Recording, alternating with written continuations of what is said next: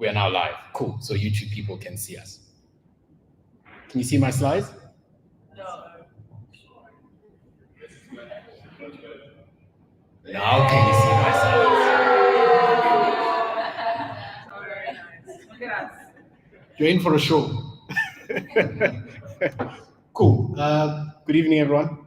I absolutely love Jozi.JS because we can be informal and because we're all friends and we're a community. And I hope I don't trip over this cable and fall during this talk. And I'm glad HR isn't here because then occupational health and safety, they'd probably stop this thing. I'll dive straight into it. Today, I want to talk about accessibility. But going beyond the theory, we quite often talk about accessibility, why it's important, and we deal with all of the theories around it. Today, I want to take a practical look at accessibility. My name is Lucky. I have two names, Ntla Lucky. My family's really good at naming things. I often have to remind people that I'm from Joburg, the best city in Africa. And I work for a company called BBD. I'm also quite often asked what BBD stands for. It's just the first letter of the surnames of our three founders, Sandra Barone, Tom Budge, and Ralph Dominic. They started the company in Sandra's garage 40 years ago, before most of us were born.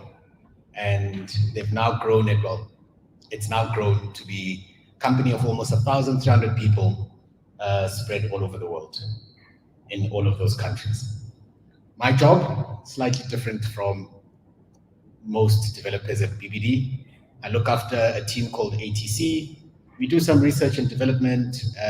We do consulting, a whole bunch of other things that include teaching, which is my favorite part of the job. I seem to be addicted to teaching. I am a lecturer at WITS as well. And because, as the new slogan says, for good, I've also gone back to be a student there quite a few times. I've also done a couple of other things that don't really matter, like advising the government sometimes, maybe.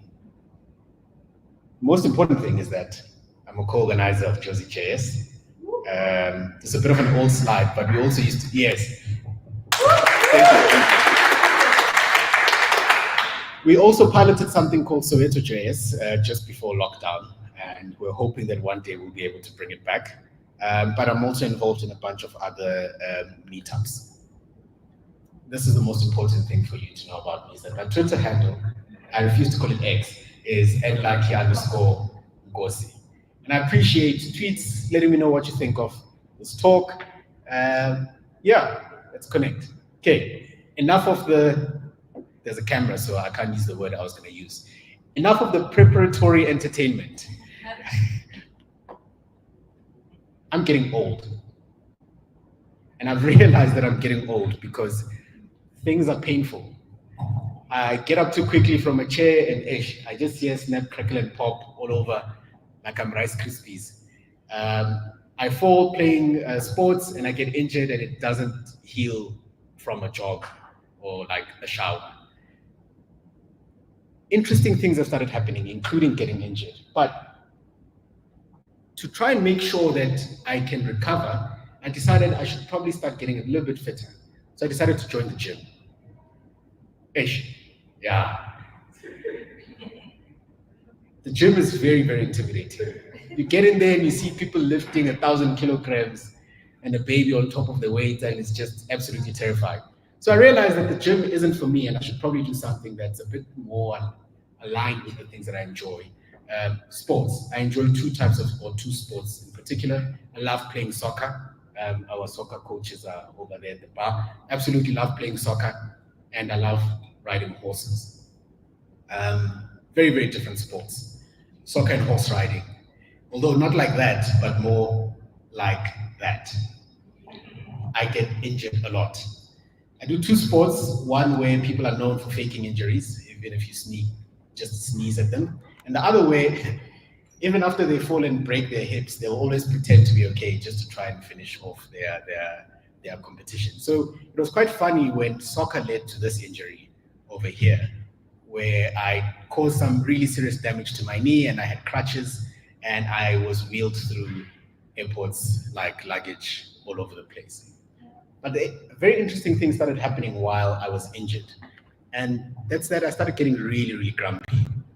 I was getting very short-tempered and grumpy. And I realized that it's not because I'm old, right? I was getting grumpy because I started realizing that I actually hate everything. But in particular, shopping malls. You know, shopping malls that have parking spaces around the shopping complex? I thought this is a brilliant idea. I'm just going to drive around until I see the sign of the pharmacy that I need, and I'll park right by the entrance. I still walked, I think, 600 meters in crutches to try and find that pharmacy. So malls are designed in ways that really, really frustrate me. And in complaining about this, one of my friends said, "What are you complaining about? There's ramps everywhere." I don't know if you've ever tried using crutches on a ramp. Doesn't work, right? Crutches are designed to have flat surfaces. They assume that everything is just flat. You don't have rocky surfaces, you don't have fancy cobblestone, it's just flat. That's how crutches are designed. And so trying to use these ramps became very, very difficult for me.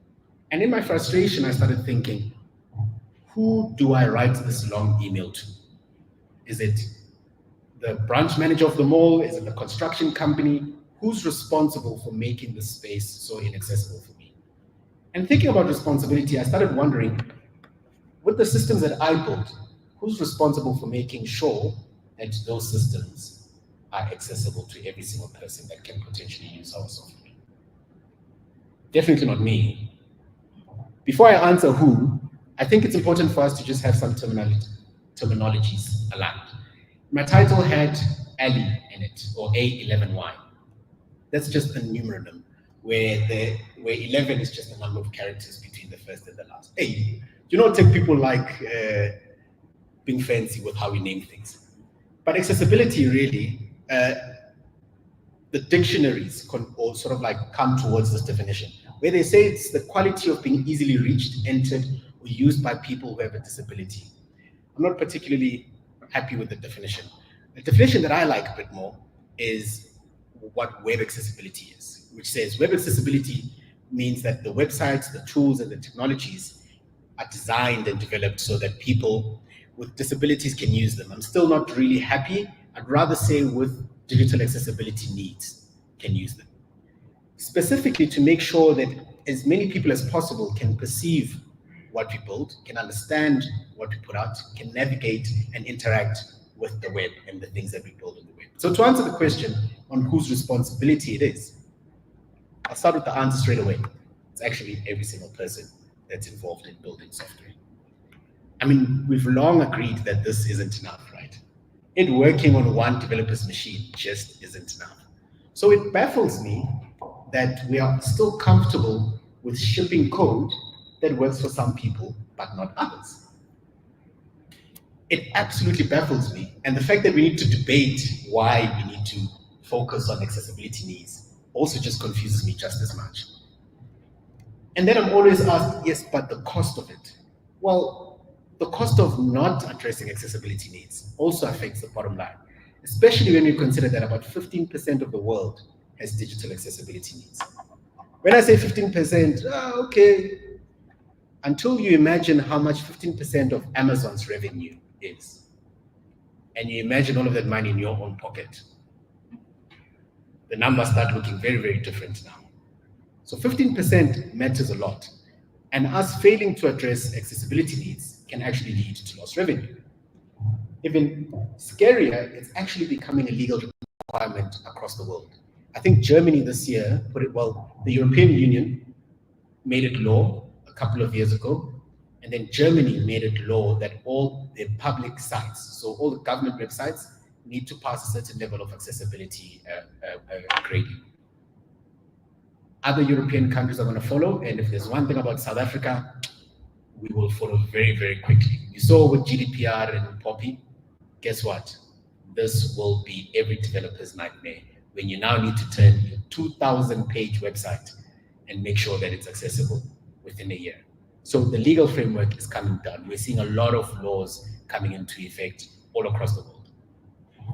But for us to agree that we're going to build accessible websites, we need to learn how to go about doing it. And so I come across something called the Web Content Accessibility Guidelines. Now, this is effectively just a set of guidelines that help developers understand how to make web content more accessible to people with accessibility needs. It's 13 guidelines that are split across 4 categories. The categories are aimed at making sure that our content is perceivable. So can people see what you're trying to show them? Can they get the information that you're trying to give to them? Making sure that it's operable. Can they actually use the things that we're building? Do they understand what it is that we're putting? And lastly, robustness. Very few people know what robust means. It's just a word that we throw out to make things sound robust. But the guidelines are one thing. We also need to be able to know how we mark our own homework. How do we know how well we've conformed to the rules of accessibility? For that, we can measure success. We have a grading system. Again, we're so good at naming things. We have 3 levels of conformance. We call it A, double A, triple A. Guess which one is the best? Triple A. Just keep adding more A's. No, but that's the smallest battery. That's, battery people.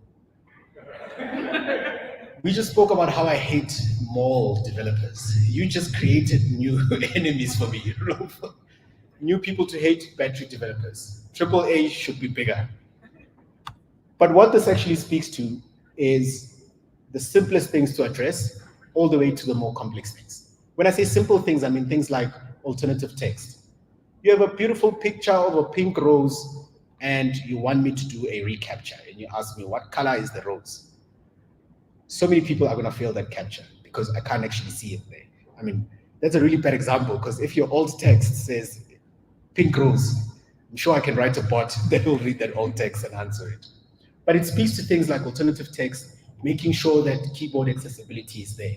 Can you use a computer without a mouse? These are things we have to answer, because what if I forgot my mouse at home? And some of these devices, you can't trust their onboard mouse.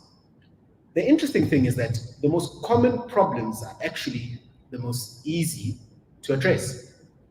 Things like color contrast, alternative text, forms, which is a whole nightmare on its own, people putting media that we can't perceive, and poor website navigation. And we know for a fact, well, research has shown us, that when you just use the keyboard and you don't use the mouse, you stand to gain quite a bit on keyboard productivity, which is why, for those of you who have been working for a long time, let me ask, how many people in this room have ever been inside a bank? Oh, okay. I asked my students this and they said, no, I just opened the bank account online. Bank app, why do you need to go see the CEO of a bank, right? So if you notice people that work with the same system repeatedly, they almost stop using the mouse because tabbing ends up being way faster for them. So you get productivity gains, particularly in very repetitive form-based applications. I remember speaking about accessibility with our CEO, and he told me a story of how when we took on a very big public system, I can't say which one, accessibility was a big concern. And we had a developer and a tester at BBD who was blind and had the cutest dog, German Shepherd, the quietest, cutest dog. And our CEO was telling me about how we struggled to get the accessibility thing across the line because we would fail deployments because we didn't do the right things. And the clients started getting really frustrated at how long it was taking us to actually go and deliver the software. And we actually ended up canning that whole program. And I realized that we took such an important task and put it in the hands of very few people. And we didn't integrate it into everything we did. And we didn't have the right tools to help us do it easier. So how on earth do we begin to solve the problem? Well, it's by looking at the tools that we can have to make it easier for people to test for accessibility, to learn about how we address accessibility needs. And then we also need to automate it. So we need to plan.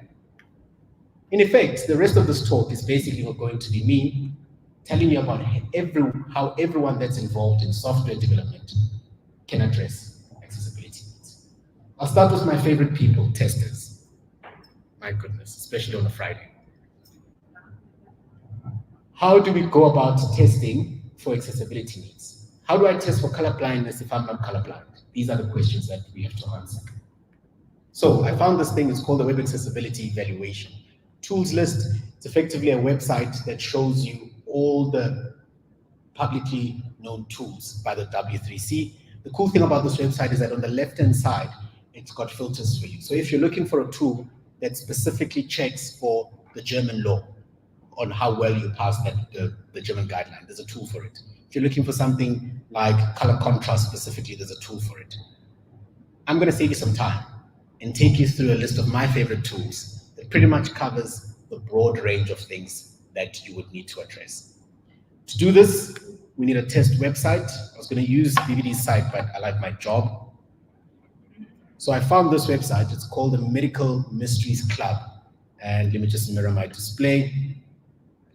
There we go. And this website, oh, there's a big projector. This website, oh no, I just zoomed out. There we go. So this website is built by the Chrome dev team.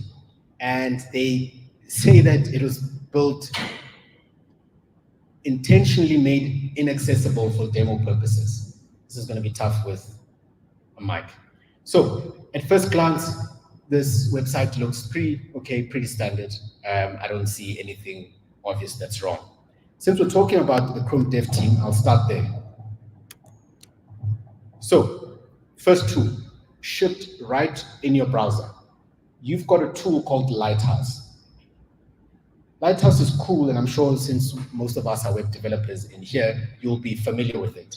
It's able to run some simple analysis on your page for things like performance, accessibility. It looks at things like load time for different versions of your devices. So if you want to see it in mobile versus others, it's able to do that. But it also runs accessibility checks.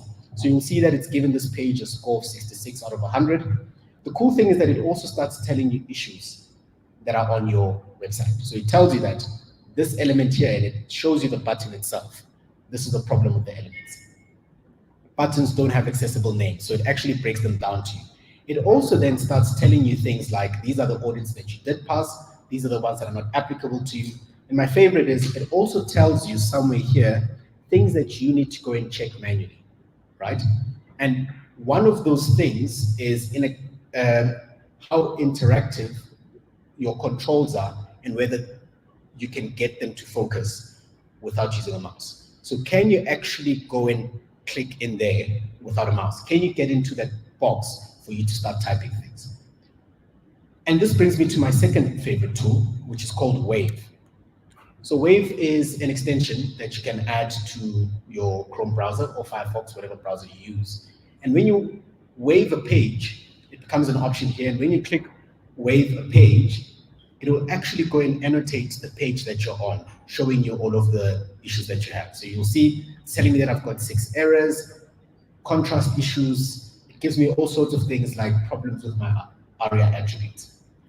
The cool thing is I can click on that and I can see that, oh, the problem there is that there's a very low contrast.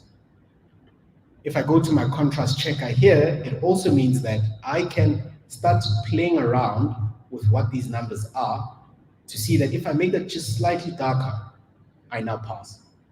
Which means if the designers have given me a guide to say this must be gray, this must be black, we're able to tweak those and see while testing it exactly how far we can push the boundaries just to pass our accessibility guidelines and make sure that more people can see it. The next thing that we can do is we can look at the order of items. So if I look at this page, for instance, I would expect this home logo, which I can interact with. This logo is quite often the thing that you can click and it takes you to the home page. I would expect that to be the first element that I can interact with on a page. It's on the top left-hand corner.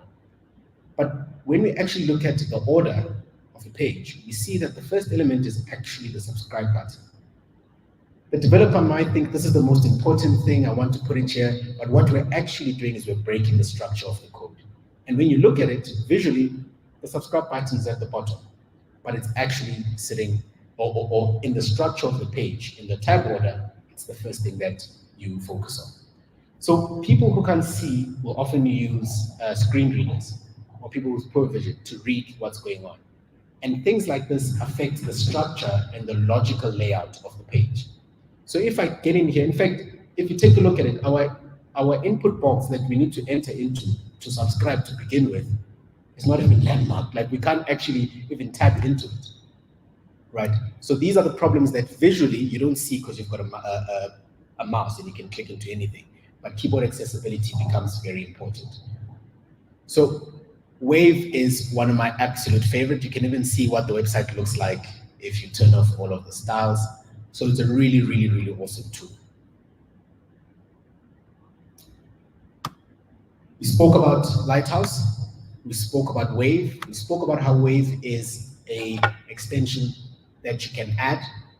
We spoke about how it annotates things on your page and how you can click through all of those things. The next tool is called X DevTools from DQ University.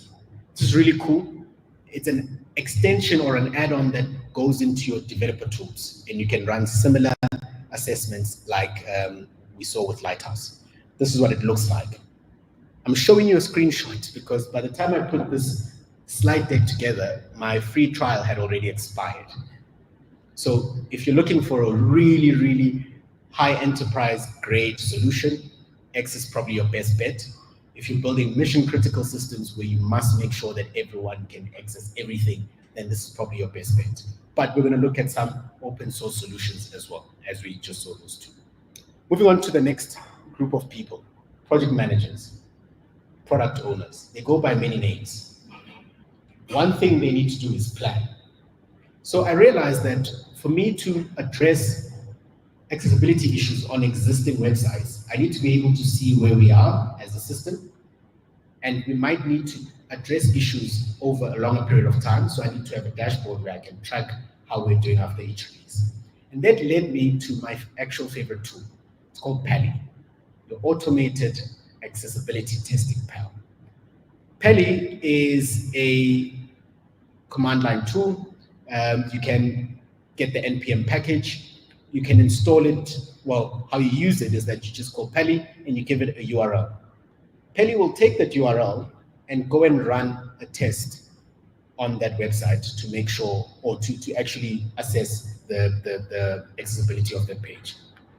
Which means that you can actually start building your own stuff that looks like this. You can build your own app where you feed it a URL, it brings back those results and you can print them out. If you replace it with your own website, like the one we saw, you end up getting results like this, where it's able to tell you this element, this button, excuse me, this button breaks this rule, but it also gives you a code snippet or tells you using the selector where that issue is. So we see here, the first one, it says that in the HTML, in the body, in the div, the first child of that div, there is a link. And in that link, you have violated this issue. So it looks at those accessibility guidelines and starts actually doing them. Fortunately, my laptop was formatted yesterday, so I think I don't even have VS Code. Otherwise, I'll show you my app. I can show you afterwards. So I started building this app where I would give it a couple of URLs, and it would go and run all of those tests for me and show them on my screen, because I'm a visual person. And then I realized that this is very, very useful, and I got very suspicious. Anytime I build useful things, I'm like, something is wrong. Someone has probably built this before.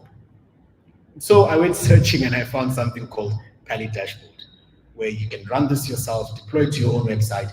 You can give it your own links or a sitemap, a means of telling it how to navigate your website, and it will go through all of the different pages of your website and generate reports for you, which means that you can do this every single time you deploy, right?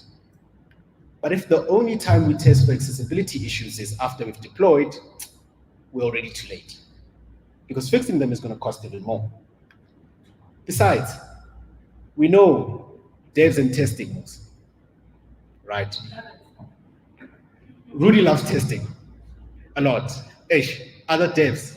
I'm not saying I don't trust developers because they've lied to me. I don't trust developers because I myself am a developer and I don't like testing a lot. That's why I like automating it so I don't have to do it myself. And I found that the best way to get me to do the right thing when it comes to testing is to just stop me if I don't do the right thing. And so I figured out that we actually need to automate accessibility testing and then block the pull requests if the testing fails. So if your typical workflow looks like this, where you make some code changes, you commit, you do all of that, you push it to a server somewhere, and then you make a request for your code to be merged in, and then we merge if we approve. We need to add that last check there, check if accessible. And if not, chuck it out. So if you think about it, to test this accessibility stuff, we would need to set up a server, open up a browser, go to localhost, blah, blah. Is that a chicken? It is. We'd have to go to localhost, blah, blah, blah, blah, blah, blah. Wait for the page to load. And then once it's loaded, we need to run pegging on that page. After trying to build my own, I realized that Peli CI exists. So you can introduce this into your CI pipeline. So as people create pull requests, we can run this test. And the easiest way I could do this or prove this concept is by building it using GitHub Actions. A lot of people know GitHub. And if you're not familiar with GitHub Actions, you can create a YAML file, and simple YAML file. This is how it works. Every time you make the rules on when it should trigger. It's either every time someone creates a pull request into your main branch, you can run this, which is where I chose to do it on this project. And what we would do is that we would simply run the test and it would fail, but as it fails, it also then starts telling you what the issues are. So it doesn't just say fail, exit one. It says it failed because you violated these issues. This part of the code violated this guideline, which means that using GitHub Actions, we can see when the build is running that this is one of the steps that goes in. If it fails, we simply block it and you can't merge it anymore.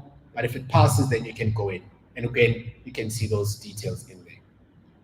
And then I realized that developers don't only lie to me, they lie to themselves also, right? And I realized that the problem that we're going to run into very, very quickly is people making code changes, pushing it to the server, waiting for the build to tell them that it's not accessible, and then they'll come back and make the code changes. It's going to waste their time, and it's going to finish our build minutes on that build server. And again, developers, they lie. So I tried to figure out how I can do that CI, that automated testing on their machines.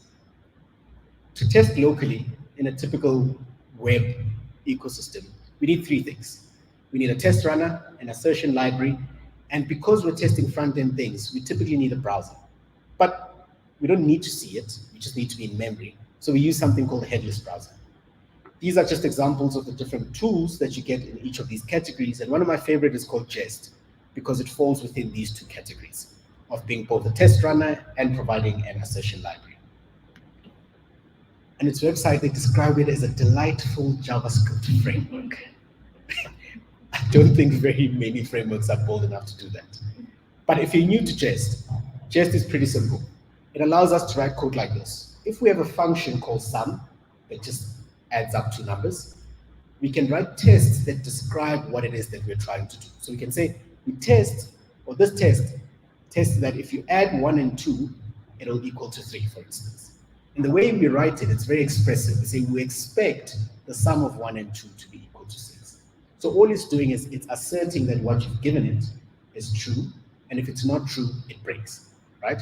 So if you give it 1 and 2 and we expect it to be 6, it's going to break, and this is what the break looks like.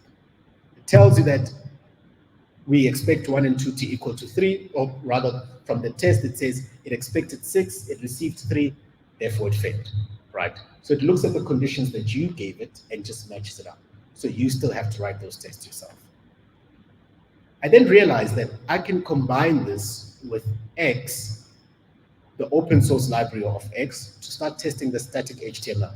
So if we give it HTML that looks like that, we can tell it to render the HTML in the browser and then run an accessibility test on it. And we start seeing results like this. So it tells me that it should, the issue that it found, our test says that we expect the HTML to have no violations. But it says here that it found a violation, and the violation says that all page content should be contained by a landmark or a region. But start noticing something here is that this test is actually a false negative, because we're testing a component. If we're testing a component, it can't have all the trimmings of a whole page, which is really, really cool, because with this tool, we can actually configure it. Because accessibility, I can stand in front of you and preach to you that color contrast must pass AAA, but for your use case, that might not be relevant. I must tell you that the font size must be at least this much, but for your use case, it might not be relevant. So the tooling requires, or for you to get the best value out of the tooling, you need to configure it for your use case and make sure that it makes sense for you. And JS allows us to do that. We're able to turn on and off different filters or different rules, rather. And then I was happy. I said, yeah, see, now I've got them. Now they're going to be very, very, very good. And then I said, how can I get them more? Why don't I shout at them while they code? So I found an accessibility linter. It's called X Accessibility Linter. And what it does is that you add it to your VS Code or your tool of choice as an add-on, and it tells you issues while you're coding. So you see here, I've got an image, and it tells me that an alt attribute for this image is missing. It's mandatory for images. If you're going to have an image, you must describe what is on the image for screen readers. Or if the image just doesn't load because the network is bad, right? We can start showing all of these things. I still wasn't satisfied. How can I frustrate other developers more? So I used Husky, right? What Husky does is that it allows me to plug into Git hooks so that I can run tests as you commit.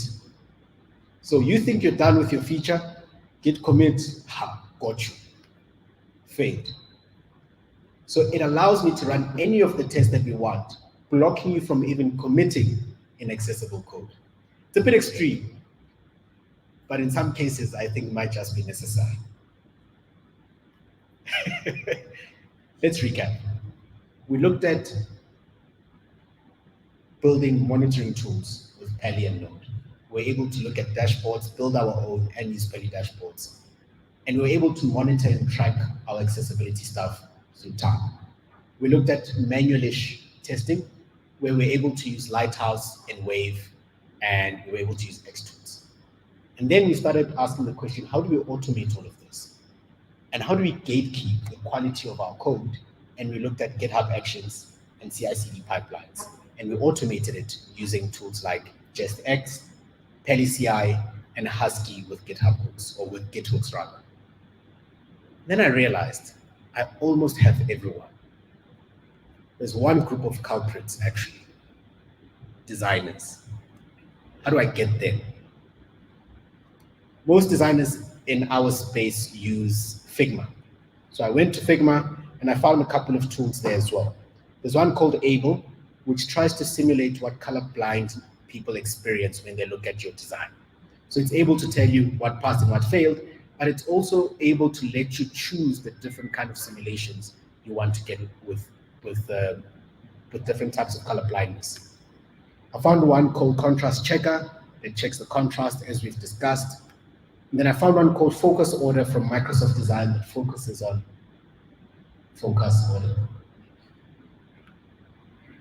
I found one called Include, which annotates things for you from eBay. And I noticed that there's way too many tools, and I looked for one that would encompass all of these issues. And our friends at DQ have an X add-on or plugin for Figma as well.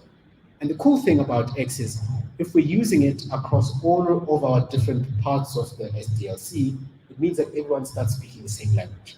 When I say you violated the rule number WC371, you can look up in your own tools what W3C71 is, and you would get the same value or the same type of information. Which means that very quickly, we are able to communicate about what the issues are way faster, and we're able to learn about what the issues are and how to go about fixing them way faster as well. So we've seen how we can look at or how we can integrate accessibility testing into our planning, the analysis, the design, the actual implementation, and development, the verification stage where we test and verify that we've built what we said we're going to build. And we've also looked at how we can do it over time through maintenance of our application. So no one has any excuse now. Whether you're a designer, you're a developer, you're a business analyst, product owner, whatever title you choose to give yourself, you no longer have an excuse. There are tools to make this easy for you and to teach you on how to go about implementing these issues. But I must caution you, automated testing has its limitations. Up to about 40% of accessibility concerns we can actually track automatically. DQ University in their last release say they can catch up to 60% of them, which is groundbreaking.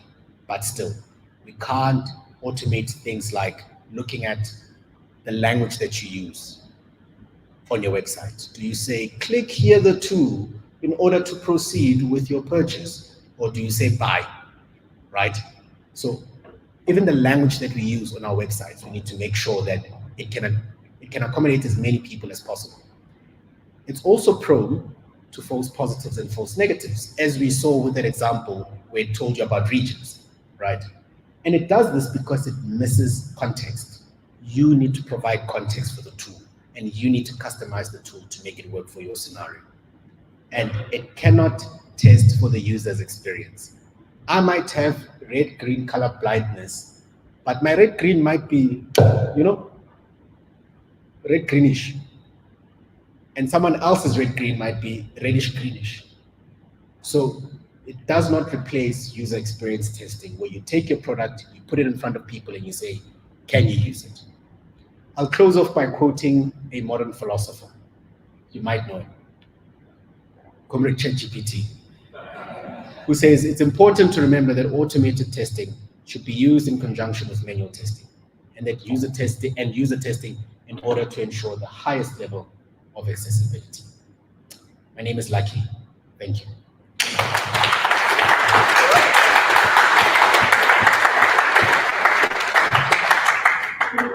That's it. Questions?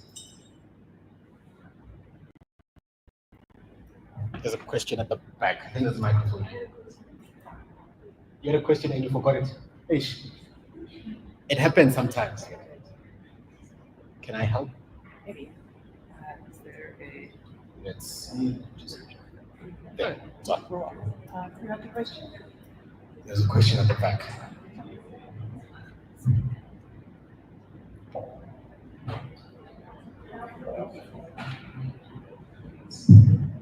You have to use your outside voice. Okay, outside voice. There we go. So yeah, thanks so much for the very detailed talk about accessibility.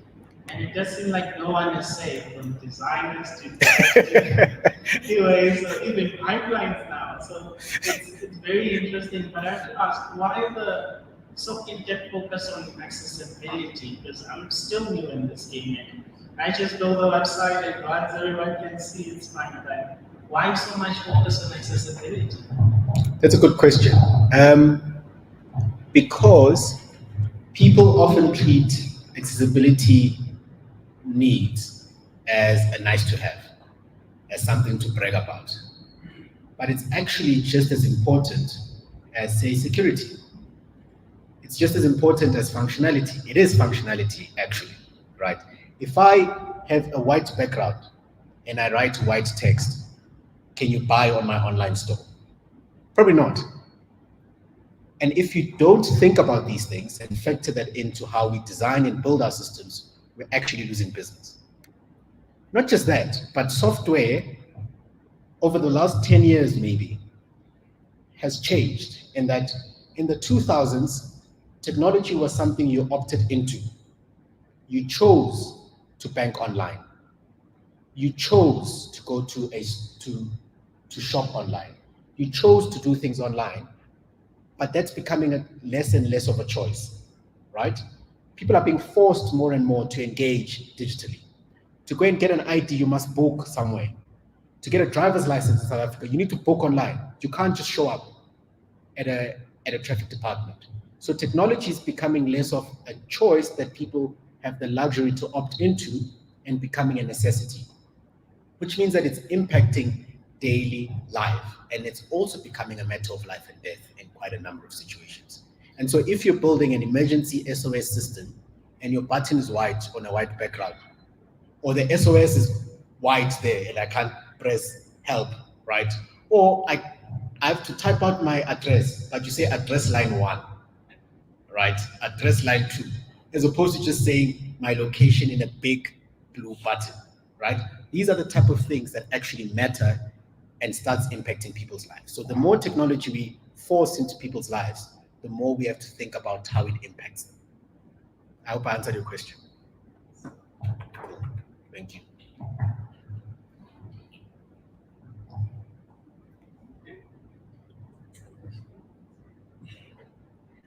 Hello, Nkosi. Spilile kunjani? The first thing I wanted to ask is a two-part question for this. First part, you gave us a different bunch of different platforms that could be used. Are each of those specific to a certain disability, or are they sort of cross? I don't know. Because what if the one that is doing the one who's behind is interrupting the one who's kind of like, you understand what I'm saying? That's the first one. Then the second part is something I'm working with some guys who are trying to actually do something in this accessibility. Now, when we have to deal with the government department, who we need this information to do this thing to make it accessible. Typically, they are not doing the things that you understand. Like, I can't go and I'm trying to not violate my idea, but Sure. I can't tell you how to learn the line. Yeah. How do I need to do it? Okay. How do you now diagnose something because you're trying to do something? Those are two brilliant questions. But I have ADHD, I forgot your first question. Please remind me. What? The first question? Yes. Things that Things that conflict. Yeah. That's a brilliant question. I think I have an average answer for you. What we realize, the more we look into accessibility, is that the platforms we build on are accessible by default. An HTML page, if you just create an HTML page and you write text, what color is the background?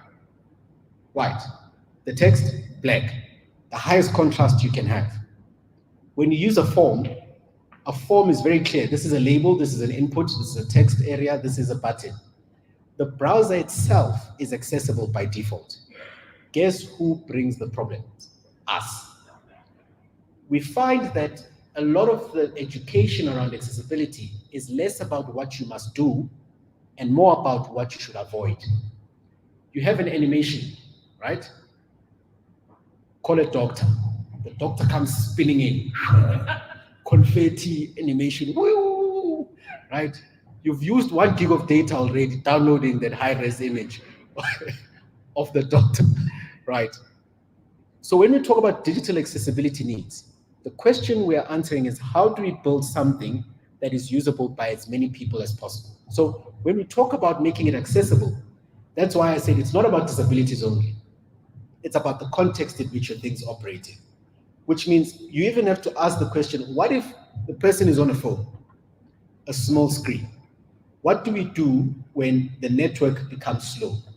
These are all the questions. So in terms of conflicts of concerns, it's actually quite rare to have accessibility concerns conflict with each other. Who wants to add to the question? I hear what you said.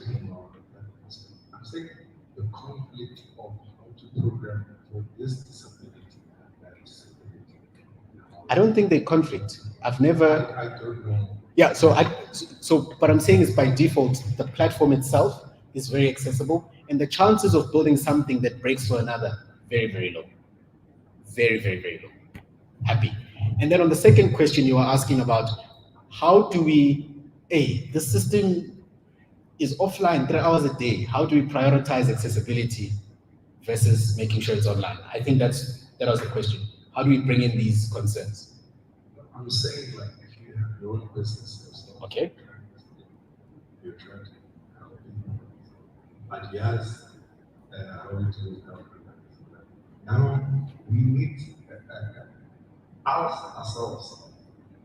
We have full with accessibility to this information, and then to communicate. Now we cover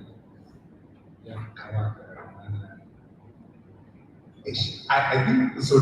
This one we'll talk on this. Okay, sharp. Okay, we can catch this one after we end the stream. Thank you for the question. Hi. I think I've partly answered because I was looking at the disability perspective only. But I think when you mention context, it really helps because obviously even in South Africa, the way we're looking at AI models, it has to be within the African context. And I wanted to ask that because, our grannies are on TikTok and we don't understand how. And maybe TikTok is just more accessible than FNB banking, where they need to transact. They're the people that are still going to the bank. I wanted to ask about the context. Like, is there an importance for looking at it from the African perspective or the South African perspective so that we can make sure that the adoption is keeping those people in mind that are older, uneducated, that kind of stuff? I think you've hit it on the nail. So I think building in the African context makes us bulletproof, right? So I was chatting to a startup in Cape Town, and they do point of sale payments at spaza shops across the continent where the network is not stable and it can fall while you're making a transaction. So where typically the theory says you should retry 2 times, right? Anything under 200 milliseconds or 300 milliseconds is bad. All of that flies out the window. They have to manually override, or they need to consciously think about their retry strategy on, actually, we're going to retry 16 times instead of just twice.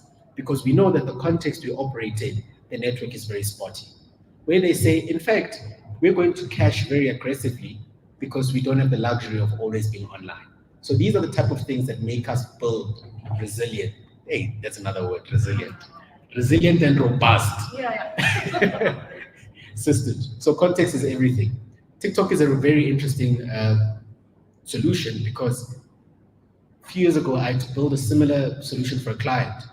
And I was trying to figure out the test video. Someone was wearing a white shirt and we wanted text over the white shirt. And the text kept disappearing. And testers, they're like, I can't read. It's like, because the person's wearing a white shirt. So I looked at TikTok and how they do it, and they do accessibility really, really well. Just a shadow with an outline on all of the text, trying to drive the culture of transcribing all of the videos. And they market it as you can watch the videos in class, right? That's making it more accessible to people that are bored in class. So context is everything. Can I take last question? We wrap up. Sorry, I promise you it's my last question. Sure. But I wanted to ask, as industry goes, we're doing better. Yes. Is going this way. There's always the positive, and then there's the negative. Yes. Guys, this guy can't put that crap in. So now, as accessibility happens, for these people, for example, you can't read that page, you're reading it, it's reading out to you. With the cybersecurity element of that, to say, well, you get what I'm saying about this is safe, that because I'm gonna just also just put in numbers and this and that, and I'm not correct numbers, I'm just guessing. And then how is, as much as they're pushing for accessibility, or they're pushing for the people who use these platforms to be safe for the platform? Because imagine that last 100,000, that last money happened, you need to talk to that's the no keep everything. You knew that kind of thing. So is the industry moving with the cybersecurity of the accessibility, or are you guys moving together to? So I think accessibility, or as I said, what we're seeing from accessibility education, that it's less about adding more things and more about avoiding to add things, which inherently will lead to safer applications. I think the industry as a whole is moving in the direction of making things easier and more secure. So anyone that is building any tool that's going to look at your code has to have security front of mind, which is why looking at people like DQ University, who are experts in the space, is important rather than building our own things. I hope I answered you.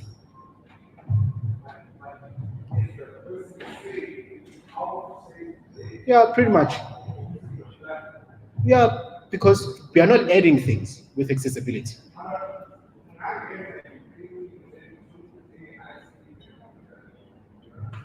It's fine, we can finish it on the side note. I think, yeah, we're gonna release people online. And yeah. Thank you, Lucky. That was really cool. Yeah.